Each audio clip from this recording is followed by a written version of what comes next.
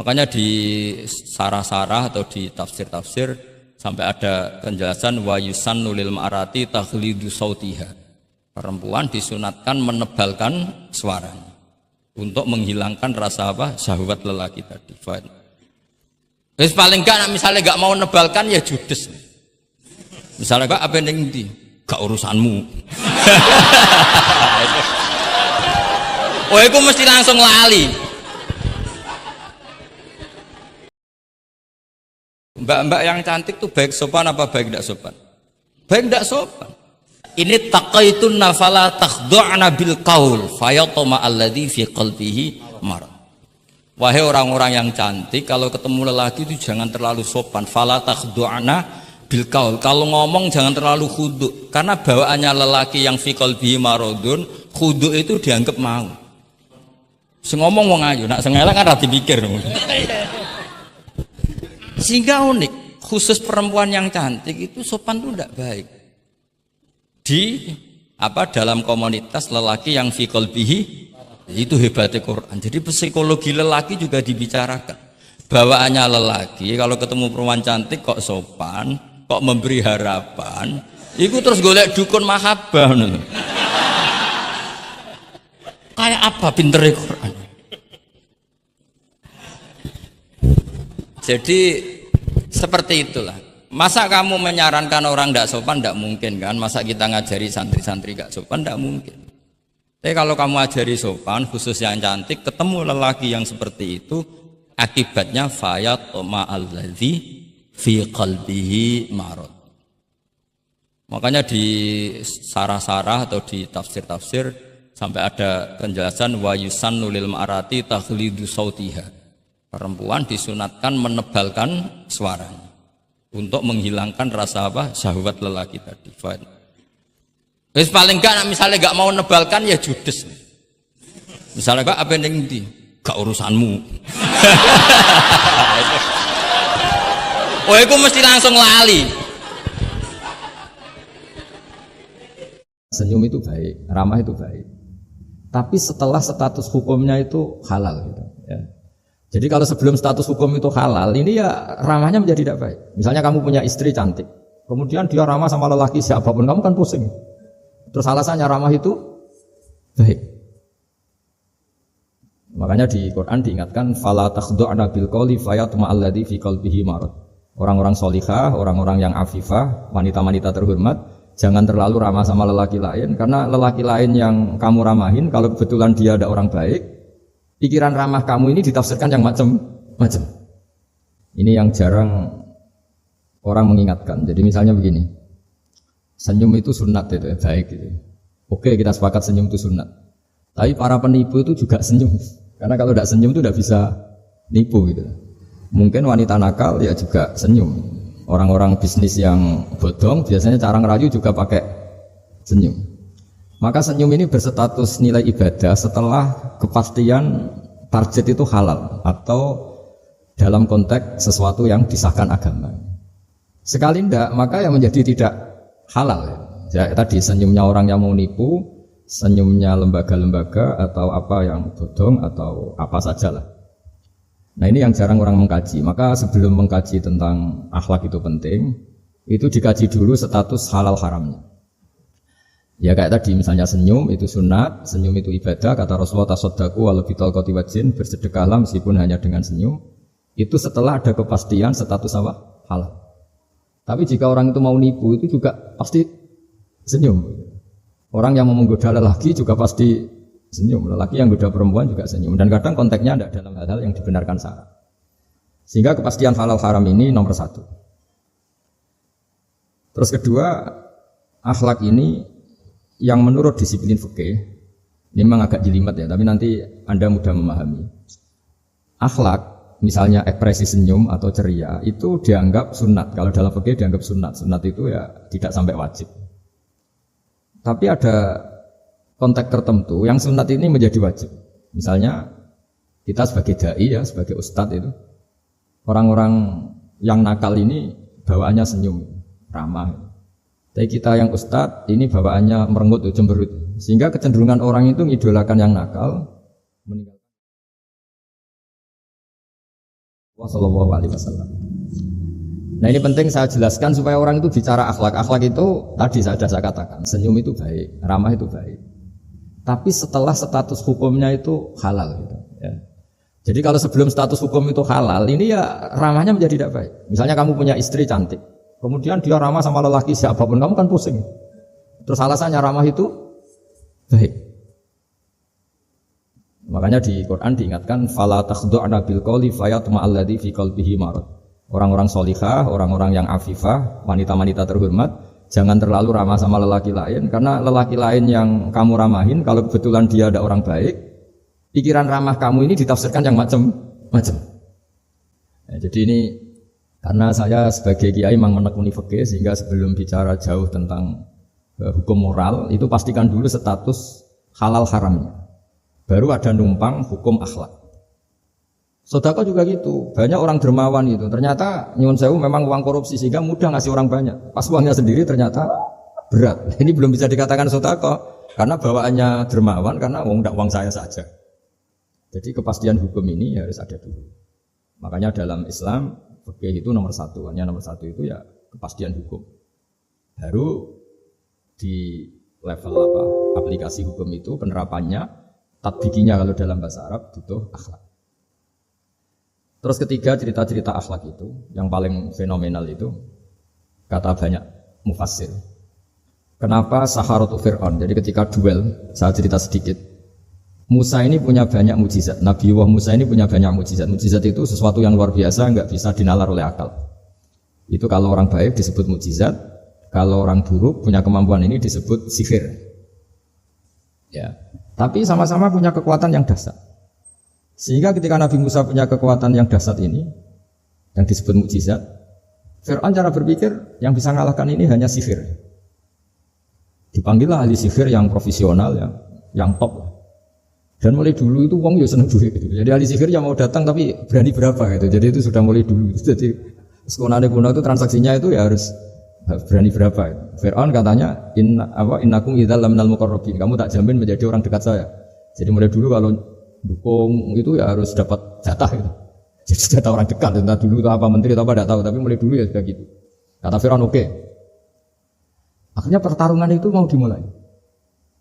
Lah uniknya ketika mau dimulai itu Saharoh ini ahli sihir yang bawaan Fir'aun tadi, sewaan nih tadi, bayaran. Itu di luar dugaan Mas Andri itu malah sopan sama Nabi Musa.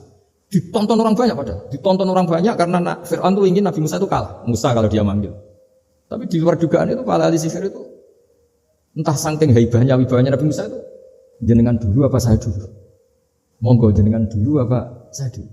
Imma antulkiyah wa imma an-nahnul mulkin. Monggo jenengan dulu atau kita dulu? Jadi harusnya secara teori tarung itu semakin menteror atau ada gebrakan yang mengagetkan ini kan lebih mudah mengalahkan Musa. Tapi enggak, malah Musa ditanya, wahai Musa, imma antul qiyah wa imma anahnul mulkin. Monggo jenengan dulu atau kita dulu. Nabi Musa juga membalas yang sopan. Enggak, kalian dulu saja. Nah itu kata para ahli tafsir. Barokahnya akhlak yang dilakukan Saharatu Fir'aun ini, al-qawwa fi qulubihim al-iman. Allah saat itu juga memberi iman. Jadi barokahnya sopan sama Nabi siapa? Musa. Jadi barokah akhlak paling fenomenal dalam dunia tafsir adalah ketika Saharatu Fir'aun mendapat berkahnya adab, berkahnya akhlak sampai iman. Sehingga kalau dalam khazanah-khazanah Islam, amal yang paling mudah diterima Allah itu diantaranya satu itu akhlak, dua sedekah. Dalam cerita-cerita kitab yang saya pelajari, sedekah juga gitu. Ada orang itu saking bejatnya, dia seorang kaya raya. Itu saking bejatnya itu cara berpikir itu menurut dia ya rasional, tapi ngawur sekali. Dia punya putri cantik gitu. Ya tentu dia yang rawat. Terus jangan-jangan itu wong anakku ayu dirabi wong liya. Walhasil itu dia punya rencana menikahi anaknya sendiri. Itu kan sebejat-bejatnya orang. Dan dia cara berpikir itu begitu, memang namanya orang majusi, tidak beragama. Tapi ketika dia, banyak ulama yang bilang namanya orang ini Bahram. Tapi siapapun namanya itu, cerita ini populer di literasi, di khazanah-khazanah atau di referensi kita. Pas malam pertama mau menggauli putrinya, ada janda sepuh itu notok pintunya ya, supaya dikasih sedekah. Itu anehnya dia itu tergerak untuk memberi. Ketika mau memberi, si janda ini berubah pikiran, wong saya ini muslimah kok minta orang kafir. Tidak jadi minta, tapi lari. Ketika dikejar lari. Setelah di rumah melihat anak-anaknya itu menangis, kembali lagi minta. Setelah mau dikasih, lari lagi sampai 3 kali. Singkat cerita si Bahrom ini lalu tetap ke rumahnya dan ternyata mendengar anak-anak menangis karena kelaparan. Dia tergerak hatinya, itu membawa cara Indonesia, membawa beras sendiri, membawa roti sendiri, semua keperluan itu dicukupin, dibawa sendiri, diantarkan. Dan uniknya saat itu juga dia berpikir waras langsung, gak ingin lagi menggauli anaknya, gak ingin lagi. Jadi barokahnya sedekah itu dilakukan orang kafir, itu langsung ada berkah. Sampai saat itu dia iman dan hebatnya ada seorang wali di era itu mimpi disuruh menghormati si Bahrom ini, bahwa ini umat saya, ini walhasil itu sampai diapresiasi.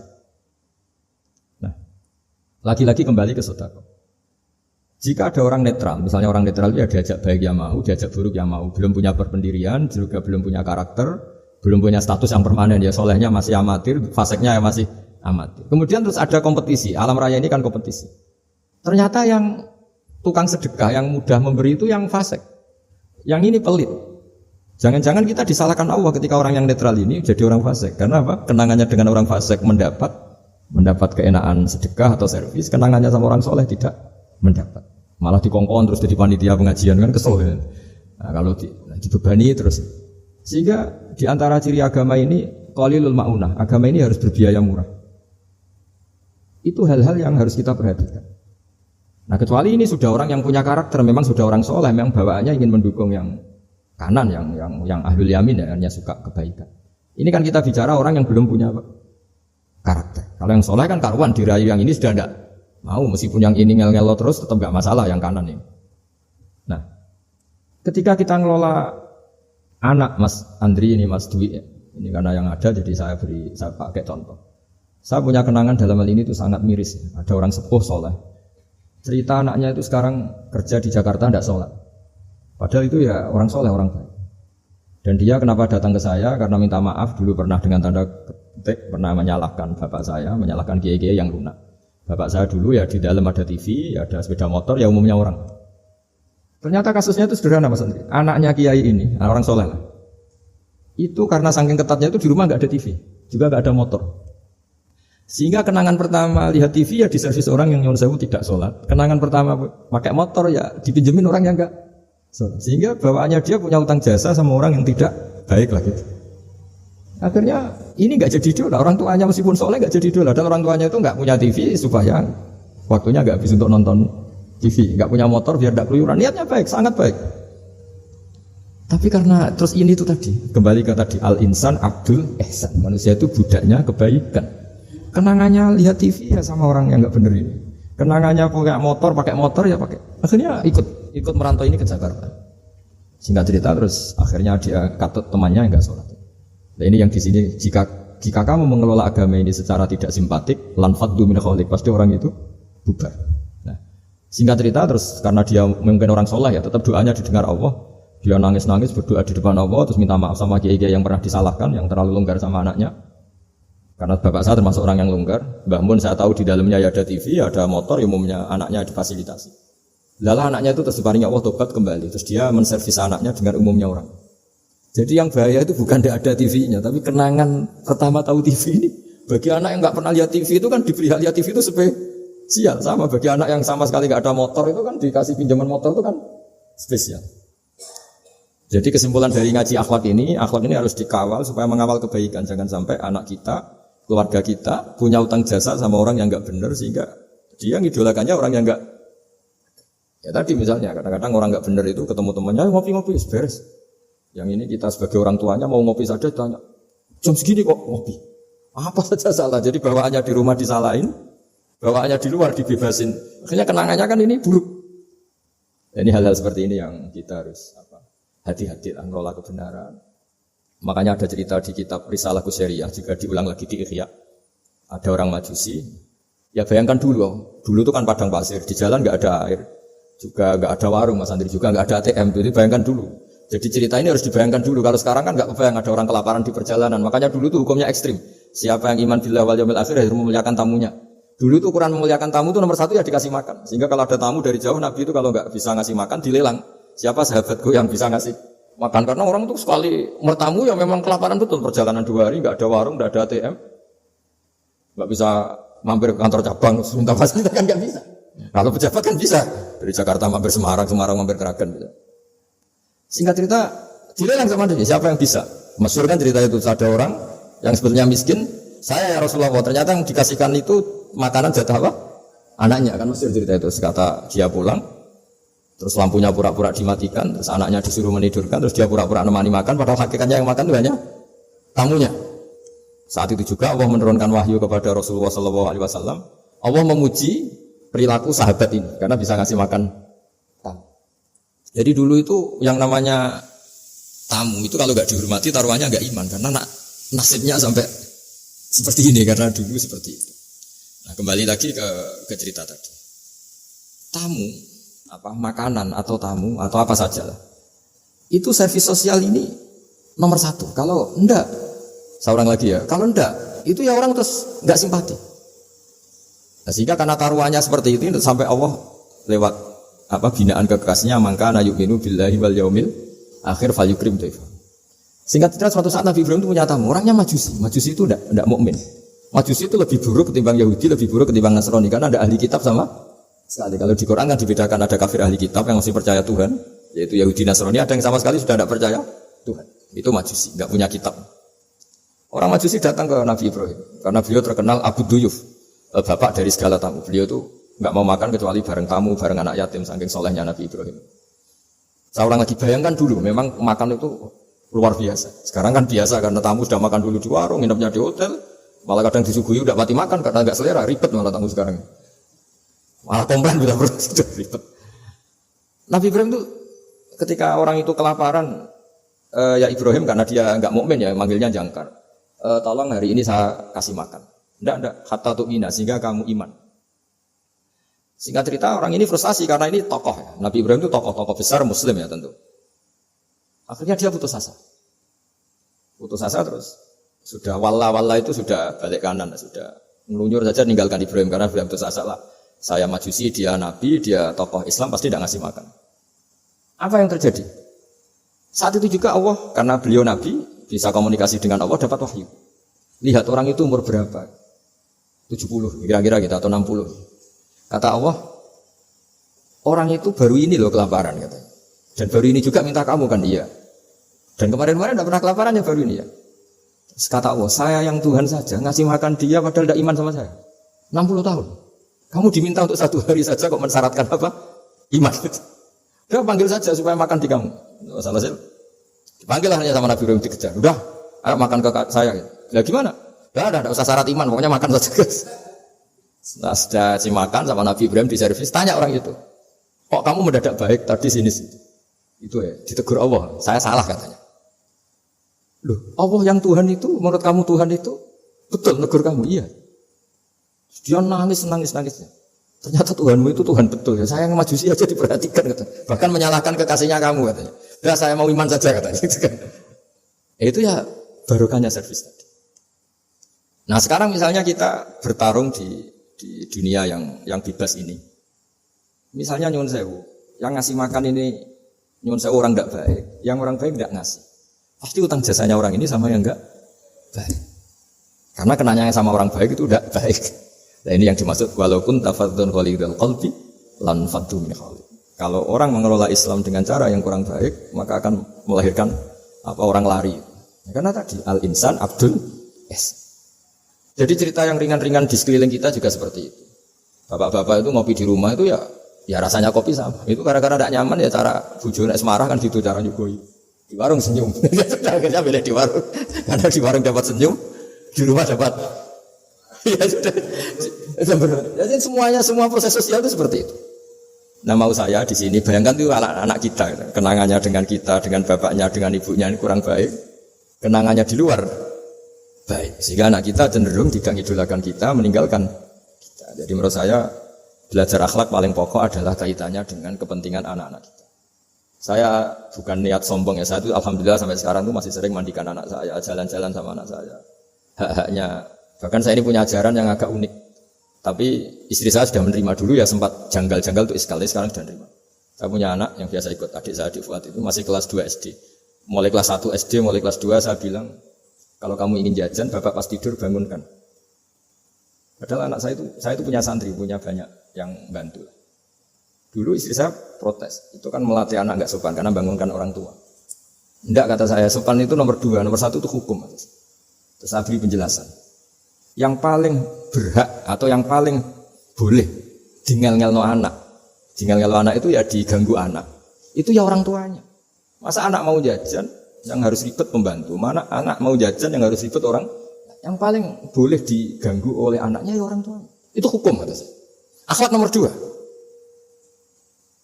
Sehingga barokahnya hukum itu, saya ulang lagi, barokahnya hukum itu, kalau anak ini terpaksa pembantu itu pas lalai, pas kita tidak nyalahkan, kan kewajibannya di kita. Akhirnya kita menjadi tahu, baru istri menjadi tahu, yang paling berhak diganggu anak ya orang, itu hukum. Nah akhlak itu baru nomor 2, ganggu itu ya dikira-kira lah pas bangun atau pas rileks. Tapi itu nomor 2, itu namanya moral. Moral itu sunat. Tapi kalau hukum itu nomor 1. Sehingga akhirnya orang tua, anak ini senang. Betapa baiknya orang tua kita, pas tidur saja dibangunin mau, demi kepentingan dia. Akhirnya anak ini punya kenangan baik sama orang tua, pas tidur saja bapak diajak mau. Apalagi pas happy. Nah karena kenangannya baik, ya idolanya orang tuanya. Ketika idolanya orang tuanya dan kita orang baik, mau ngajak sholat ya gampang, mau ngajak ngaji ya. Bayangkan kalau kenangannya dia dimintai uang nggak boleh, bentak, salah jam kayak atau salah jadwal atau apa, salah momentum, masa anak kecil diwalatih salah pakai momentum pakai apa itu. Nah, ketika kita ngangkon belajar sudah susah karena kenangannya enggak baik. Jadi kunci daripada ini makanya saya bilang berkali-kali. Oke, kita belajar akhlak, belajar moral, tapi nomor 1 itu hukum. Saya ulang lagi hukum.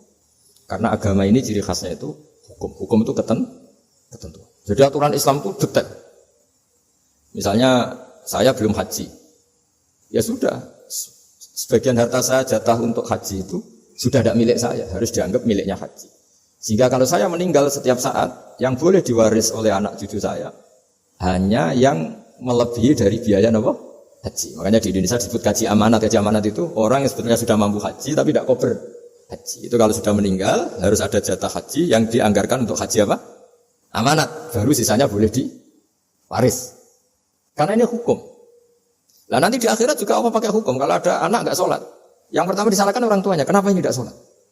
Semua kesalahan anak-anak kita adalah dibebankan ke kita.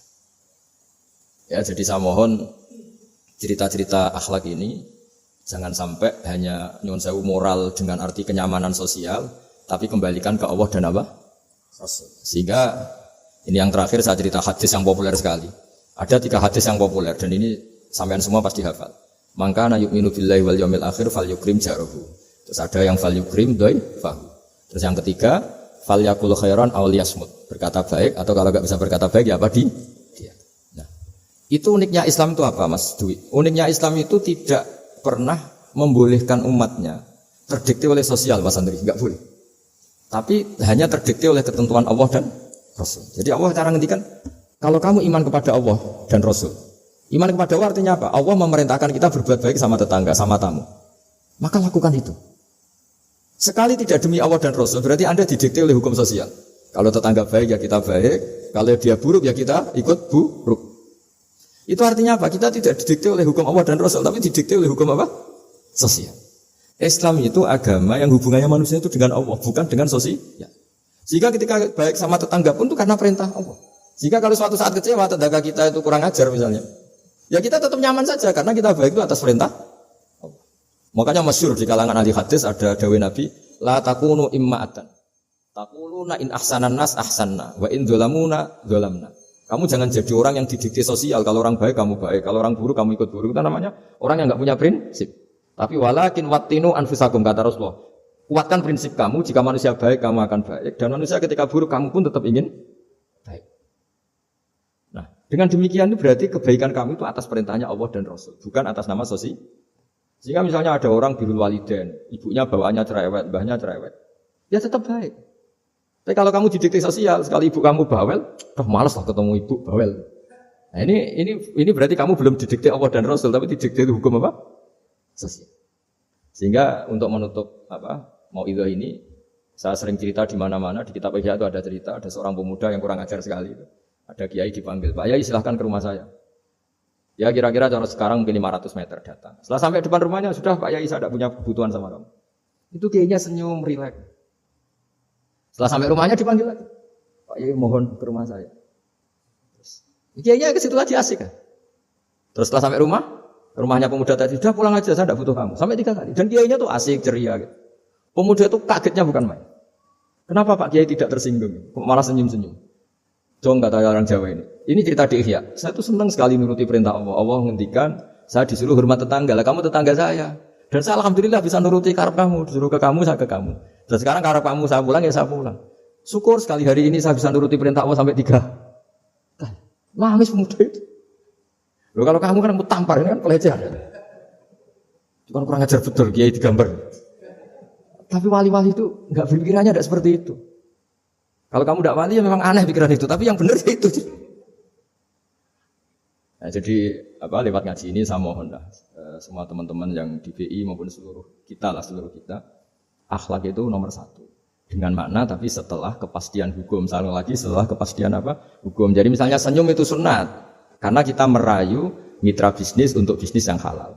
Tapi kalau bisnis kita bodong, ya semua orang yang ingin nipu kan ya pasti senyum lah. Berarti yang pahalanya besar ya orang-orang penipu karena senyumnya lebih sering timbang yang enggak nipu. Jadi artinya akhlak itu menemukan momentum sebagai ibadah setelah ada kepastian hukum halalnya. Tapi kalau nggak ada kepastian hukum halalnya, ya ini senyum itu dievaluasi tadi. Misalnya orang ngerayu juga harus senyum, orang nipu juga harus senyum. Ini yang mungkin banyak diabaikan. Saya kira demikian dan mohon maaf karena sebetulnya kalau andaikan tadi jalannya normal mungkin saya agak terlambat. Itu kan banyak lubang-lubang karena itu biasanya kan karena hujan. Tapi ya saya suka tetap terlambat biar keren pernah nunggu kiai. Jadi kalau dalam teori agama itu sama kok. Sholat, Nabi itu pernah sholat isya itu setengah 3 dini hari. Sahabat biasanya kan beliau suka awal waktu.